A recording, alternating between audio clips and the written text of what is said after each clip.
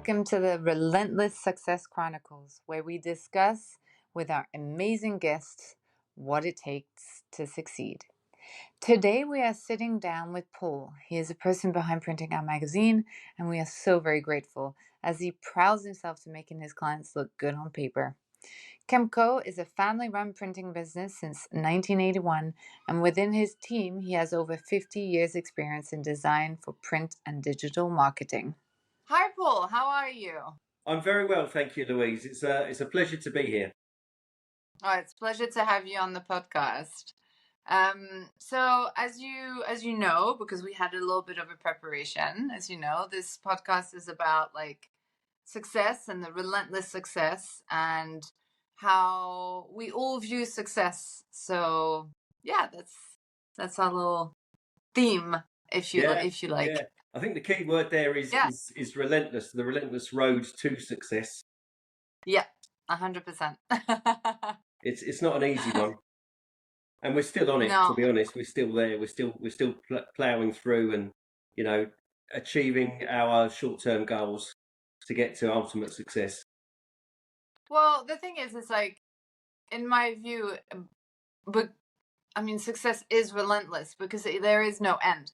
It's like you're continuously evolving and continuously having small successes along the way. Yes. So yeah, that's why also yeah. Yeah, and it's interesting to sort of gauge success. I think it's actually quite a difficult thing to gauge, because unless you've got your short-term and medium-term goals, you're not really going to know until you stop and look back to see whether you were successful or not.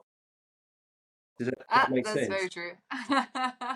It certainly seems it in the churn of print anyway. It's an ongoing phenomenon.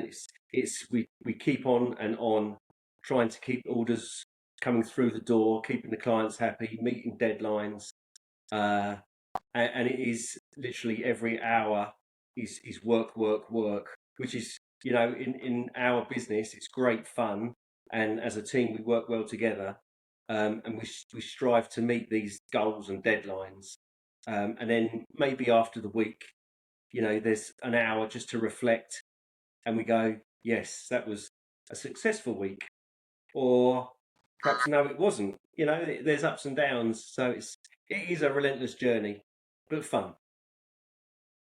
Yeah, very true. Well, of what I understand is that your father started the business. That's correct. 1981. Yes. Is that correct? Yes, it is. Okay. Yeah, my mum and dad started the business.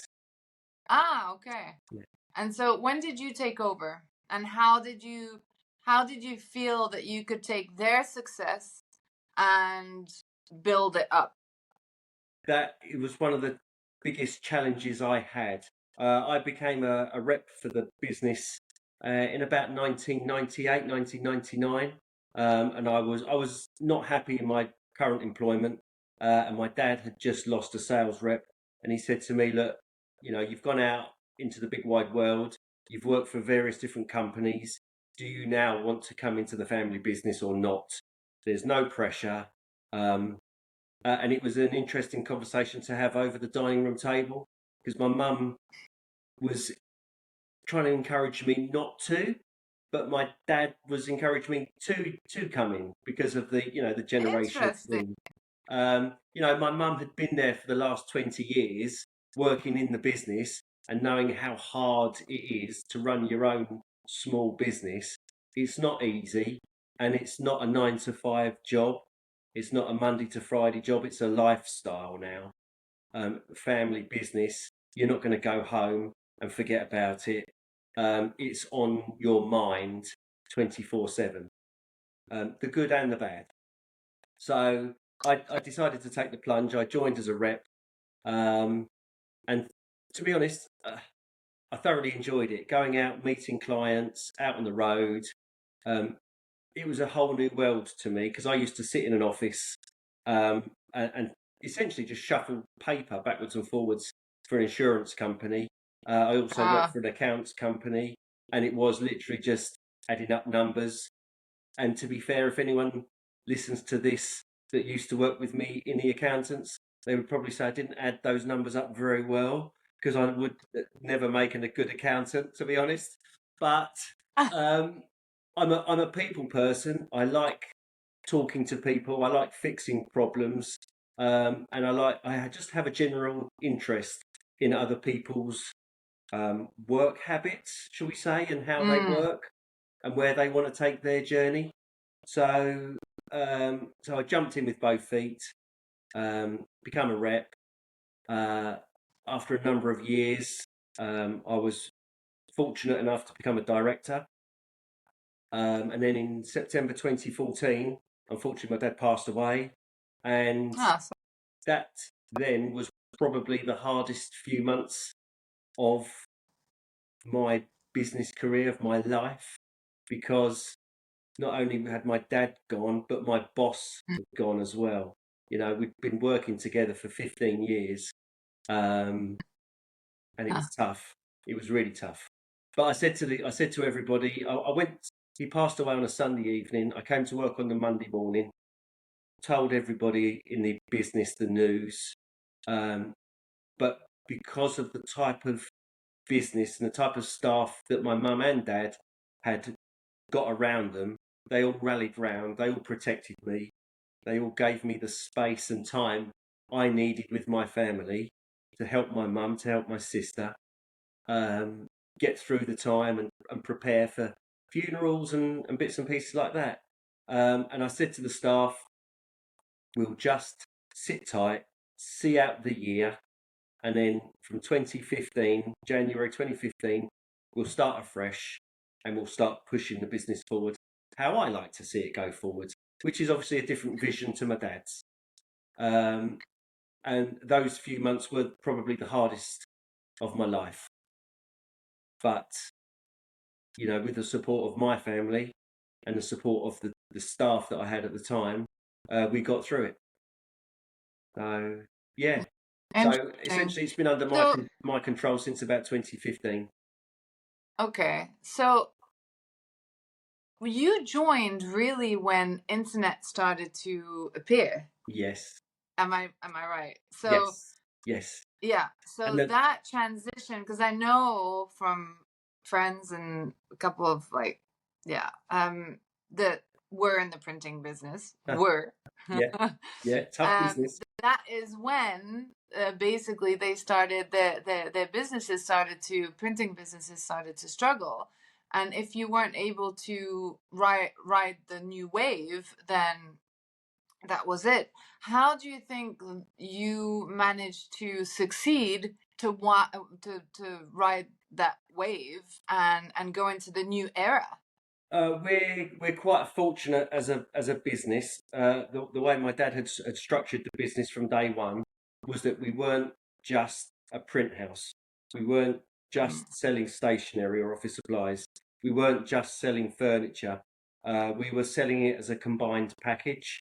And quite often throughout the years, one one sector of the business might be struggling, but the other would be thriving.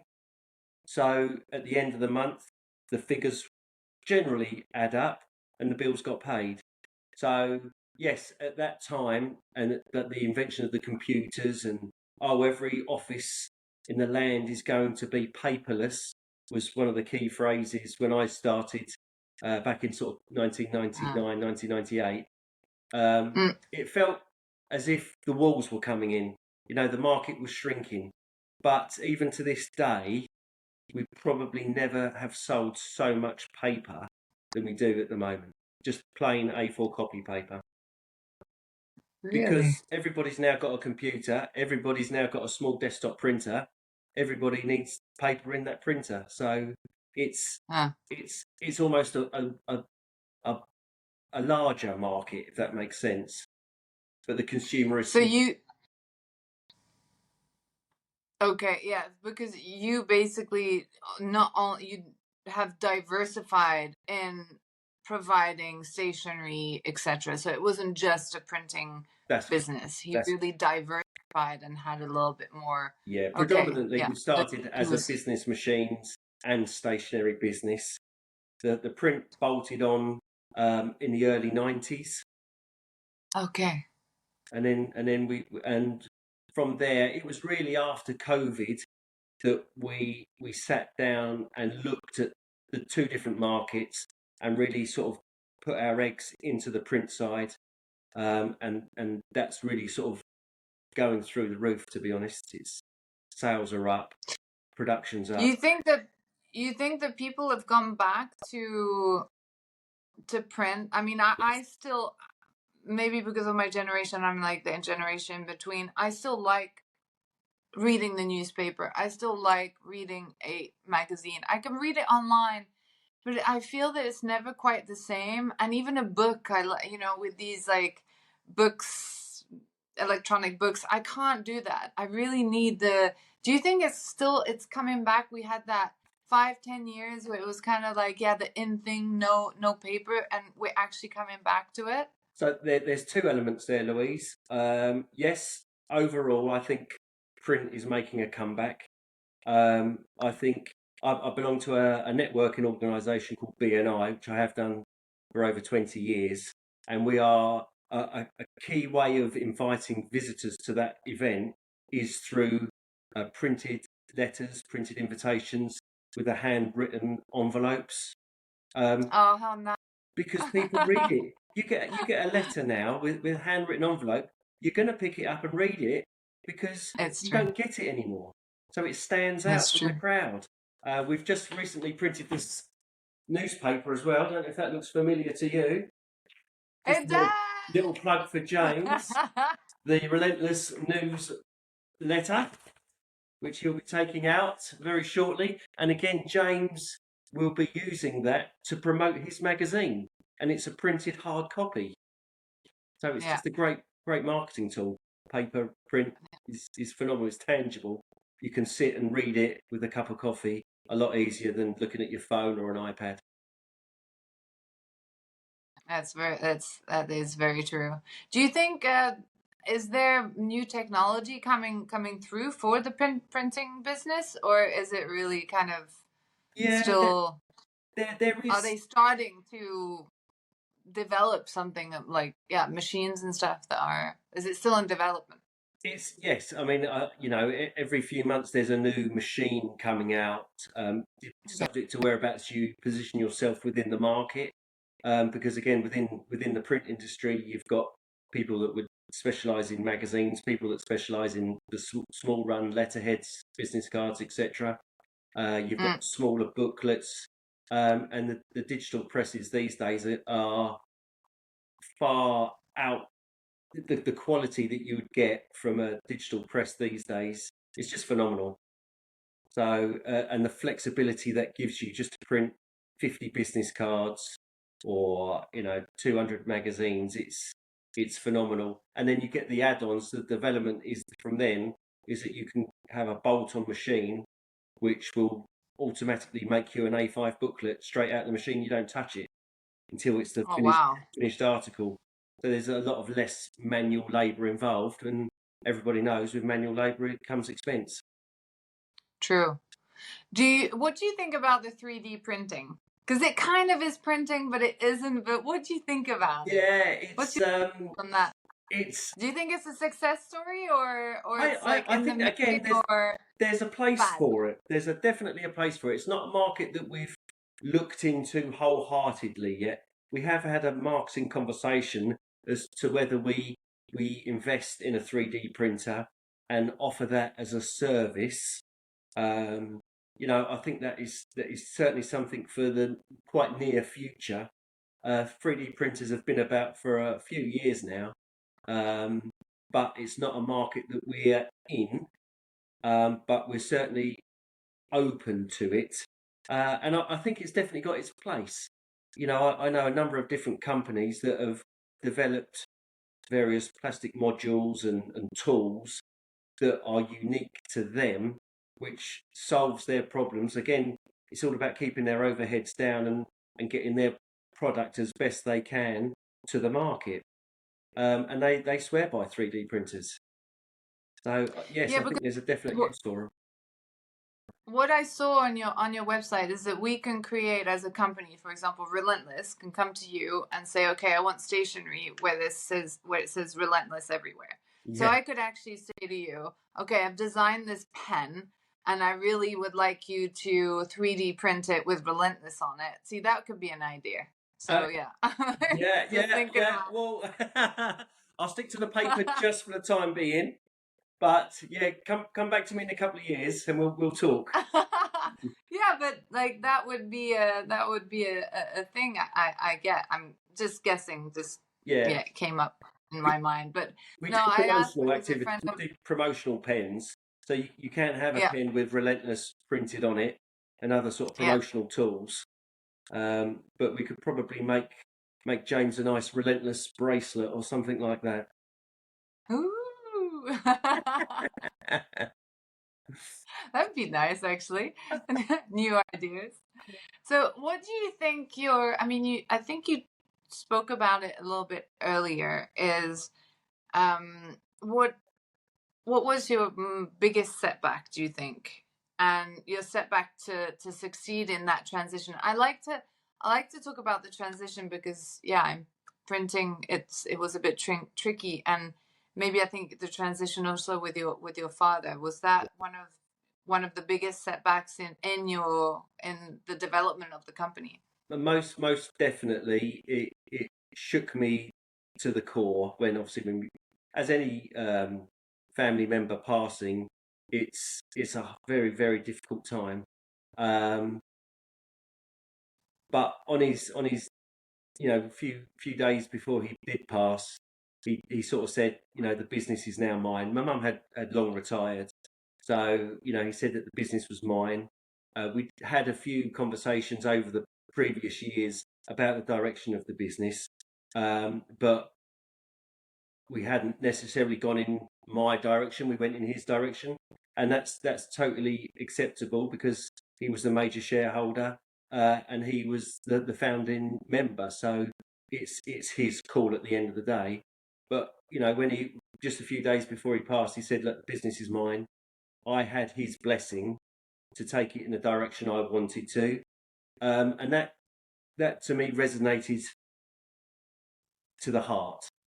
It did Mm, take a long time. Took a few months for me to accept his passing, to accept that I was now the boss.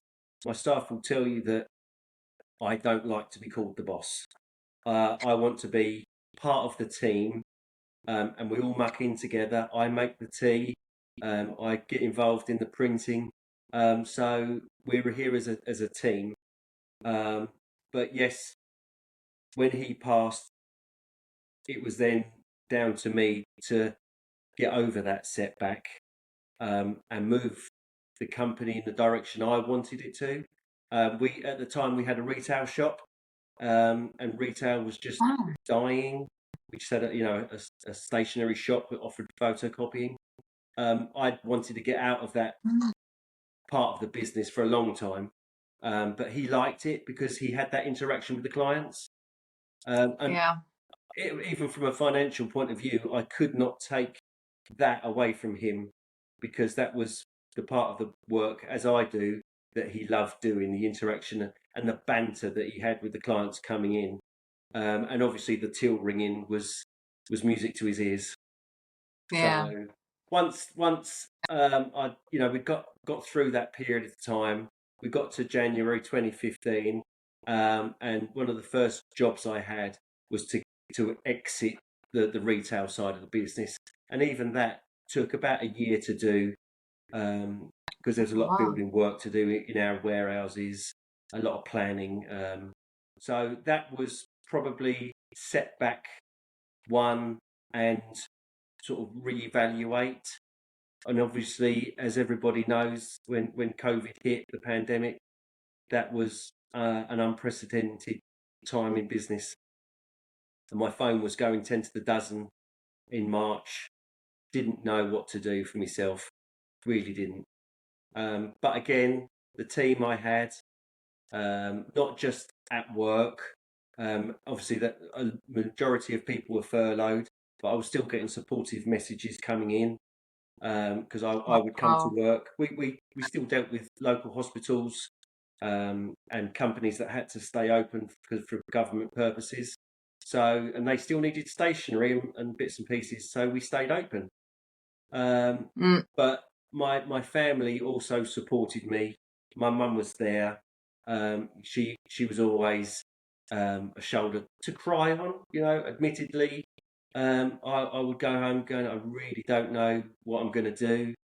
My wife supported me, and just having my kids running around in the back garden was enough for me, just to get back into it and keep pushing.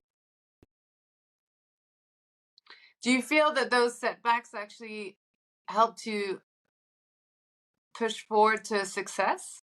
I, Do you I feel like it was like a bad situation, but it actually came out and blossomed into something actually better? Absolutely 100%. Yeah, that time that I had in the business while everybody else was shut down um, made me realise, probably like millions of other people, that it's Mm. important for a good work-life balance to start with, not just for me, but every single member of staff that I have here. You know, it's important that um, you've got to look after the business, and if you look after the business, you can also look after your loved ones as well, because the business is here to support the family. So, and that gave me time to evaluate, look at the market. Everybody was working from home. Um, so we lost a lot of business from the stationery point of view. Um, Yeah.